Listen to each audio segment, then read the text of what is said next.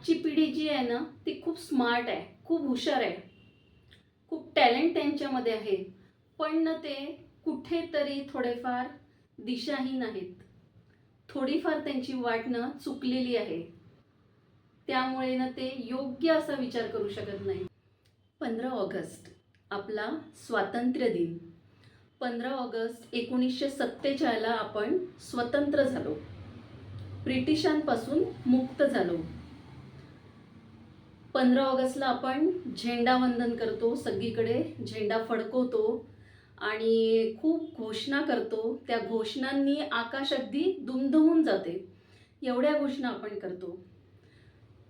पण थोडं थांबा आणि विचार करा की खरंच आजच्या युवा पिढीला स्वातंत्र्याचा अर्थ कळालेला आहे का? किंवा स्वातंत्र्य दिनाचं महत्त्व आजच्या युवा पिढीला कळलं आहे का? या गोष्टीचा ना थोडा विचार करा. तर नमस्कार मंडळी, मी शीतल आणि स्वागत आहे तुमचं माझ्या आजच्या व्हिडिओमध्ये. तर आजचा विषय आहे स्वातंत्र्य दिन आणि आजची युवा पिढी. तर मला ना खूप प्रश्न पडतो म्हणजे स्वातंत्र्य दिनाच्या दिवशी. म्हणजे स्वातंत्र्य दिनाच्या दिवशी जे वातावरण मी पाहते किंवा जे बाहेर पाहते, तर ना ते पाहून कुठेतरी ना थोडं मनाला दुःख वाटते की यासाठीच आपण स्वतंत्र झालो होतो का? किंवा यासाठीच आपल्या देशवीरांनी, क्रांतिकारकांनी आपलं रक्त, आपलं बलिदान दिलं होतं का? तर खरंच ना खूप म्हणजे या गोष्टीचं ना वाईट वाटते जेव्हा बाहेरचं चित्र पाहतो आणि आजची युवा पिढी पाहतो. खरं तर ना हा विषय खूप विचार करण्यासारखा आहे की आजच्या युवा पिढीला स्वातंत्र्याचं महत्त्व कळलं आहे का? जेव्हा आम्ही लहान होतो ना तेव्हा ना एक वेगळंच वातावरण होतं. स्वातंत्र्य दिनाच्या दिवशी म्हणजे 15 ऑगस्ट 26 जानेवारीला ना एक वातावरणात चैतन्य वाटायचं. त्या दिवसाला खूप म्हणजे खूप छान वाटायचं, असं आनंद चैतन्य सगळीकडे असं वाटायचं. आणि ती सगळी तयारी राहायची आधी. स्वातंत्र्य दिनाला 15 ऑगस्टला शाळेत जायचं आहे म्हणून आधी अगदी शाळेचा गणवेश धुवून, प्रेस करून, बूट व्यवस्थित स्वच्छ धुवून, म्हणजे ही सगळी तयारी ना आधी चालू राहायची 1-2 दिवस आधीपासून. आणि खूप त्यावेळी असा उत्साह होता, म्हणजे छान वाटायचं ती गोष्ट. पण आत्ताच्या मुलांना किंवा आत्ताच्या पिढीला पाहिलं ना तर त्यांच्यामध्ये ना तो उत्साह, ती आवड किंवा त्या दिवसाचं महत्त्व त्यांच्यामध्ये कुठेच दिसत नाही. आणि ही शोकांतिका आहे.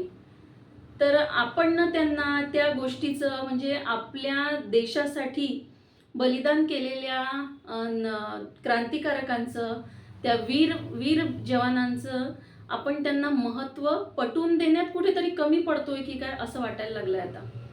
कारण ना बाहेर जे पाहतो ना त्या स्वातंत्र्य दिनाच्या दिवशी आमच्याकडे तरी मला असंच चित्र पाहायला मिळते की तरुण पिढी छान पांढरे कपडे घालून एका बाईकवर तिघ जण, ट्रिपल सीट, हातात झेंडे आणि त्या गाड्यांच्या सायलेन्सरचा जोरजोऱ्याने आवाज आणि तोंडाने जोरजोऱ्याने ओरडत ते लोक चाललेले असतात. हेच चित्र मला आता मी कित्येक वर्ष झाले ना हेच चित्र पाहते. आणि तेव्हा जेव्हा हे अशी मुलं पाहतो तर ना खरंच विचार येते, हेच स्वातंत्र्य आहे का? म्हणजे यांच्यासाठी स्वातंत्र्याचा अर्थ हाच आहे का? बस हातात झेंडे घेऊन घोषणा दिल्या आणि ती गाडी पळवली म्हणजे स्वातंत्र्य मिळालं आहे का? किंवा याच गोष्टीसाठी आपल्याला स्वातंत्र्य मिळालं आहे का? आणि खूप खूप खंत वाटते त्या गोष्टीची, खूप खंत वाटते की त्या ज्या लोकांनी आपलं बलिदान दिलंय ते व्यर्थच गेलं की काय असं वाटायला लागते कधी कधी. आणि हीच जर परिस्थिती पुढे पुढे जर असंच चालू राहिलं तर पुढचा येणारा काळ सुद्धा खूपच म्हणजे वाईट राहील असं मला वाटते. त्यांना जर या गोष्टीचं महत्त्वच पटलं नाही की नेमकं स्वातंत्र्य म्हणजे काय, इतकं सोपं होतं का बरं स्वातंत्र्य मिळवून देणं? इतकं सोपं होतं का? किंवा इतक्या सहजासहजी ते आपल्याला मिळालेलं आहे का? त्यासाठी कितीतरी गोष्टी कराव्या लागल्या, कितीतरी त्रास सहन करावा लागला त्या लोकांना. त्यांनी स्वतःच्या जीवाची पर्वा नाही केली, स्वतःच्या कुटुंबाची नाही केली. त्यांनी कुठलाच मागचा पुढचा विचार न करता आपला जीव धोक्यात घालून आपल्याला स्वातंत्र्य मिळवून दिलंय. आणि आपण काय करतोय? आपण ना आता फक्त फक्त ना सगळ्या गोष्टींचं सेलिब्रेशन करतोय. सगळ्या गोष्टींचं सेलिब्रेशन करतो आपण. त्या दिवसाचं महत्त्वच सगळं कमी झालेलं आहे आणि त्याला ना एका म्हणजे उत्सवाचं रूप आलेलं आहे, सोहळ्याचं रूप आलेलं आहे. आणि हे स्वातंत्र्य दिनाच्याच बाबतीत नव्हे, तर हे आता प्रत्येक सण, उत्सव प्रत्येकाच्या बाबतीतनं आपण फक्त त्याचा सोहळाच करतो असं मला वाटते. फक्त सेलिब्रेशन करतो. आणि ही खूप चिंतेची बाब आहे.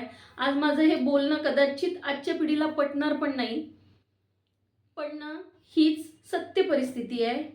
हीच म्हणजे हेच आता पाहायला मिळते. ह्याच गोष्टी डोळ्यासमोर येतात. त्याच्यामुळे ना मला खरंच असं वाटलं की कुठेतरी आपण ना या विषयावर बोलायला पाहिजे. निदान मी या व्हिडिओच्या माध्यमातून तरी मी ह्या गोष्टी म्हणजे काहीतरी मी माझे विचार मांडू शकते. आणि मला हे पण माहिती आहे की जे माझे विचार आहे असेच माझ्या विचारांचे बरेच लोक असतील आणि बरेच नसतील पण की ज्यांना मी जे हे बोलते आहे हे पटणार सुद्धा नसेल. पण ना हीच खरी परिस्थिती आहे आजची आणि या गोष्टीचा विचार करणं खूप गरजेचं आहे, खूप गरजेचं आहे.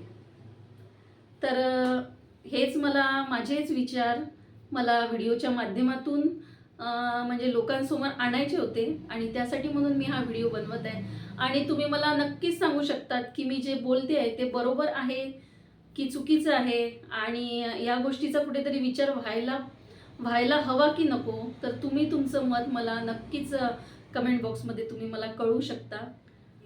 आणि तुम्ही माझा व्हिडिओ पाहून घेतला त्यासाठी तुम्हा सर्वांचे खूप खूप धन्यवाद.